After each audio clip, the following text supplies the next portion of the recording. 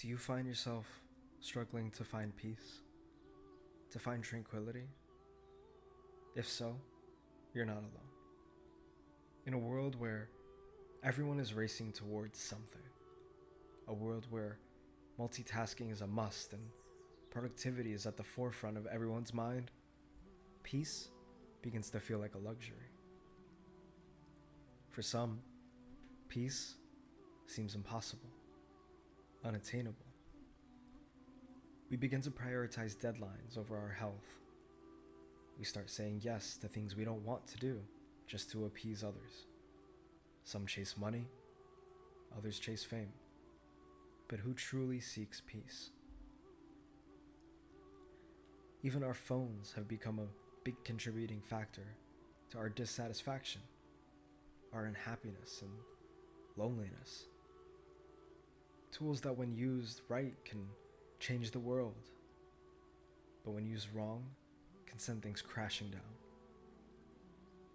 Every scroll, every headline, every argument, they all manage to pull your mind in 100 different directions. But what if you could stay calm? Even while everything around you seems to be going up in flames, what if you could find peace amongst the rubble? The art of being at peace, remaining calm, it's what the Stoics mastered over some 2,000 years ago. In our current day and age, this digital dystopia, their ancient wisdom might be the antidote. This anxious, distracted world we live in, their secrets may just help us find peace.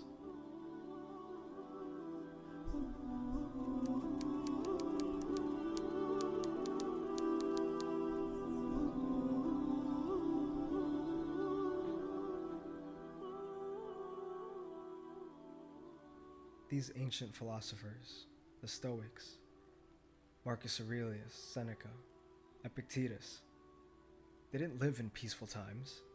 Instead, they lived through wars, exile, plague, betrayal, and yet somehow, through the curtains of uncertainty, they found peace. These philosophers braved the uncertainty of the world, choosing to take control of what they could, letting go of what they could not control. They didn't escape the chaos. Rather, they learned to stay calm within it. Marcus Aurelius once wrote, "You have power over your mind, not outside events. Realize this, and you will find strength."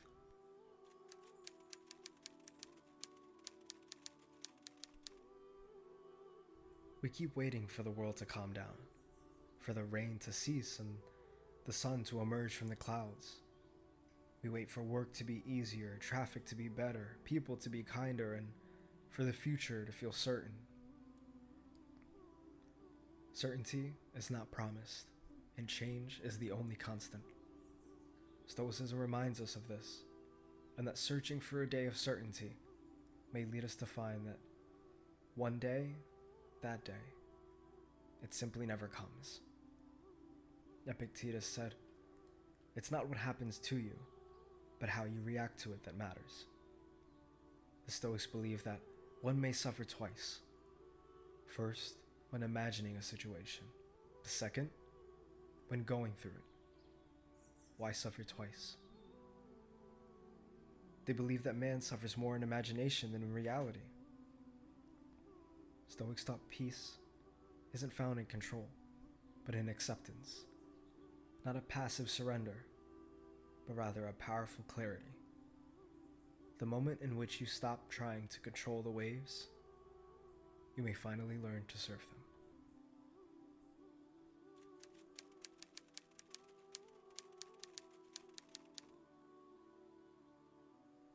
Seneca wrote letters of inspiration, even while facing death. Epictetus taught philosophy while shackled as a slave, and Marcus Aurelius led a vast empire during a plague. These men didn't live easy lives, far from it, and yet they mastered themselves. They saw obstacles not as punishment, but as fuel and encouragement. Marcus Aurelius said, The impediment to action advances action. What stands in the way becomes the way. Every challenge, heartbreak, failure, all of it becomes your training ground. Don't ask, why me? Instead, how can I use this? How can this make me better? That mindset shift alone is enough to turn pain into power.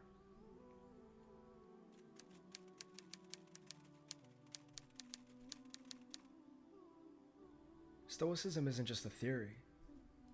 It's a daily practice, a way of life. Ultimately, it's a way of training your mind the same way you train your body. Each morning, the Stoics practice something called premeditatio malorum, the imagining of what could go wrong. This wasn't done to worry. Rather, it was done to prepare for possibilities. What could possibly come next? If you expect storms, you do not fear the rain. They also embodied a principle called amor fati, or the love of fate. And this is done by accepting everything that happens as is. Good or bad is necessary. Because when you stop resisting reality, you allow yourself to move with it. To live a good life, Marcus wrote, we must act justly, speak truthfully, and accept calmly whatever comes.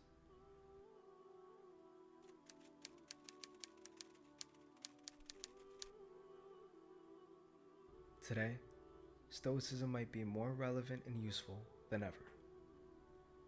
We live in a constant storm of comparison and outrage, a place where peace feels impossible. But the truth is, peace isn't something you can find, it's something you build. When you stop arguing with the present moment, you win. When you stop craving control, you gain freedom. You can't calm the world, but you can calm yourself. And when you do, the world begins to change.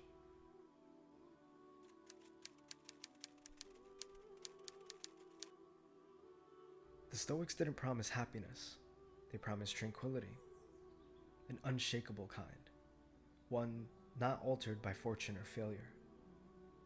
So maybe the goal isn't to master the world, but rather to master yourself. Marcus Aurelius said, waste no time arguing what a good man should be. Be one. In the end, peace isn't a place or a final destination you reach. It's a journey you must take every day. Thanks for watching.